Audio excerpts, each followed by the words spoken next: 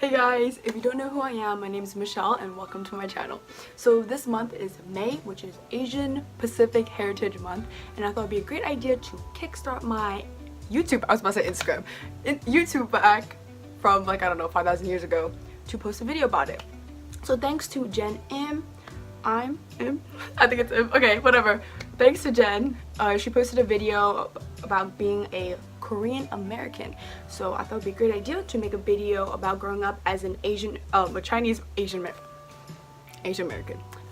American. So yeah, hope you enjoy. So first question, what ethnicity are you? I am Chinese. I was born and raised in New Jersey. I don't even know where I live. In New Jersey. Yeah, that's about it. What generation are you? I'm first generation. My parents were both from Hong Kong, but they spoke English when they were there and they came here. But I was like the only one born here, so that makes me first generation. What is the first experience where you felt that demarcation of being a minority or different? So I would say there was two, not specific, but two most common incidents where I would always think why I was kind of not like outside, if that makes sense. Was first things first was the obvious was my eyes. I remember little kids, and still now little kids would go up to me, like when I go to the elementaries and schools and stuff, they would ask me why your eyes look like that, why your eyes look like that. If you can't tell, I have monolids, and monolids are basically a one-lidded eye. And most people, like white people, black people, Hispanic people, they don't have monolids. Only Asian people have monolids. Like, yeah, literally, or they have a double eyelid, whatever. But for me, I had monolids. So obviously, it looks completely different than hooded eyes. Yeah, like, it just looked different. So people always ask me, and I'll be like, why do my eyes look different? And I didn't know why. Because I didn't know it was, like, I just looked at everybody like we're kind of the same. And I didn't really think I looked different until somebody pointed out that I looked different. I was like, oh, well then. So yeah, so that was a big factor of me realizing that I looked different. And then another one was food, bringing food. So during lunchtime, I think it was like the specific incident in 3rd grade where it basically scarred my life was I brought seaweed. And if you don't know what seaweed is, it's literally seaweed. It's green, it's in the ocean, I think. Yeah, it's in the obvious. Okay, anyways, it's seaweed. And you know, it's in little packages, basically like Trader Joe's.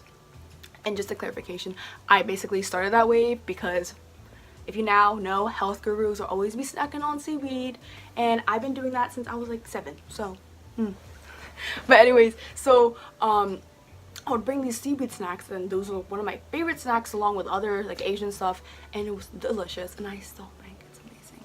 But yeah, I brought those to school. I brought this to school and I put it in my lunchbox and blah blah blah blah. And I went to lunch and I was like excited to eat it because it was literally my favorite snack. And I remember it's like our tables were set up as your homeroom teacher, I guess, or just like your class. So I was sitting with all the girls and the guys were like on the other side of like a different table. So my whole table was with girls. And next to me was my best friend and then other friends like from my class and all that all. And everybody was kind of astonished. They're like, oh, like that's kind of cool. I don't remember that part of them, but I don't remember them judging me for having it. But I remember them judging me when they tasted it. So when I was like I remember I ripped it open. I was thinking, oh my god, it's seaweed. Like I can't wait to eat it. And I'm about to eat it, and my friend's like, oh, can I try it? And obviously I'll let them try it because I'll what? Go try it. So my best friend tries it. And she's basically disgusted by it. Like she just throws it back. She's like this is nasty, blah blah blah blah. And it had like a bitter taste. So I'm assuming that had like a green matcha, like I don't know, green tea flavor or whatever, of the seaweed guy, John. And so I just remember just being like, oh my god, like what do you mean it's so good? So I tried it, and I'm telling you, everybody's eyes was looking at me eating it. So at the time I was like, oh my gosh, how about if I okay, anyways, so I was just like, oh my gosh, like what if I say I like it and I'm the only one who likes it, everybody's gonna think I'm weird and blah blah blah. And it was just like a lot of fitting, not trying to be different and trying to like kind of conform to this lifestyle of eating like just Americanized food, I guess. And I remember everybody would look away and I would just act like I was disgusted, like, oh my god, you like it, okay, whatever, and I just put it on the table. It was still there, like I didn't throw it out or anything. And then everybody just like carried on with their life basically of lunch. And all like talking, blah blah blah. And then when people weren't paying attention, I'm telling you, at this moment I still want to eat my seaweed. Like I'm telling you, I love seaweed. So I'm like, when is everybody not gonna look and I'm gonna shove these guys in my mouth, right? So they're all like distracted basically, and I take, it's a little container, it's like a little rectangular container filled with it, and I take it and I shove it all in my mouth because I'm trying to eat this as fast as I can. So I'm like in the corner, not in the corner, on the seat, and then my best friend at the same time, okay, mid action, I'm like with the seaweed, she looks at me and she's like she just like oh my god, like why are you eating it?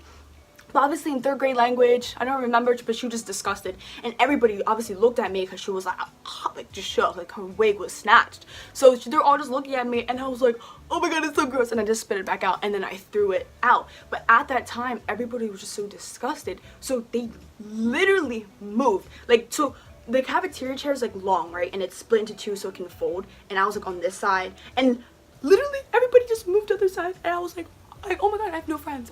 So I just acted like I just didn't like these specific foods that I liked at home to school where it wasn't accepted. So from that point forward, I would either buy lunch or get like Lunchables or just pack a peanut butter and jelly sandwich, just like those basic things, and not bring food that I would get at like H Mart or Chinatown or whatever I'll get my snacks.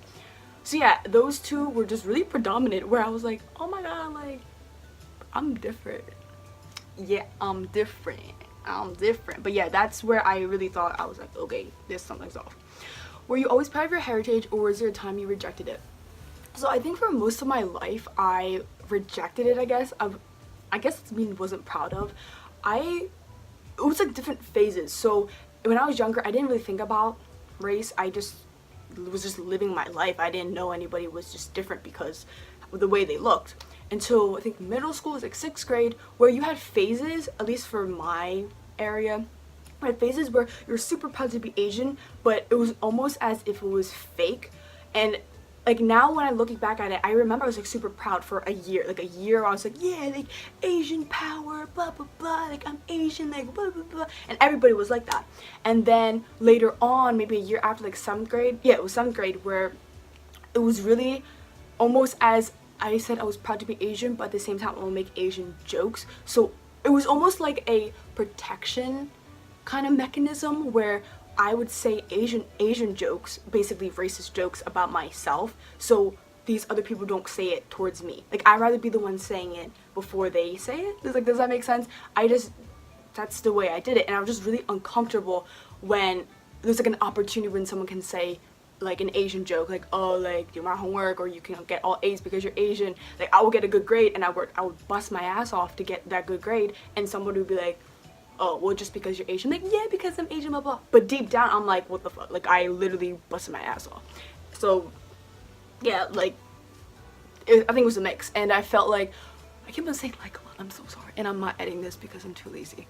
But the older I got, the more I accepted myself and more embraced my race. Especially freshman year of high school, I just started to, it was like a slow transition, but I started figuring out who I was, like through like figuring out my sexuality, or just figure out the way I dressed myself, the way I wanted to literally just be who I was. It kind of all was in a melting pot, and then as that started figuring out who I really was, the more confident I became. And yeah, and now luckily I started embracing my race, and I'm like super grateful that I went through the things that I did to become who I am now, and it just like shapes you into a stronger person, if that makes sense. What are some stereotypes that you struggle with? As I said before, some stereotypes were that I got everything easier. It's called the motto stereotype. It's literally people saying the reason why you achieve these goals is because of your race. Like there's no correlation. Like where's the correlation? None. You know that meme? Like no correlation, that graph? Yeah, no correlation. People would just automatically assume you get things easier. The reason why you get this because you're Asian. Like it's just, it sucks. Especially because I wasn't one of those people who got all A's, who did like who's amazing at the instrument. Like I just didn't just get it. And people just, and when you work hard for it, not saying all Asians just get it, but they bust their ass off, but the stereotype is that they just get things easier, and that's not the case. I was in a BSI class when I was in the 7th grade, and people, when I got a good grade, they're like, oh, because you're Asian. And it's like, oh, bro, like, hello, like, what do you mean? What do you mean? Just makes no sense. Race has nothing to do with your intelligence. It just doesn't, and it sucks, because when you don't resemble that stereotype of being the best at everything, and you're not that great, you just feel like a shitty person, and that you are like no good, basically. Can you speak your language? Yes, I can speak Cantonese and Mandarin.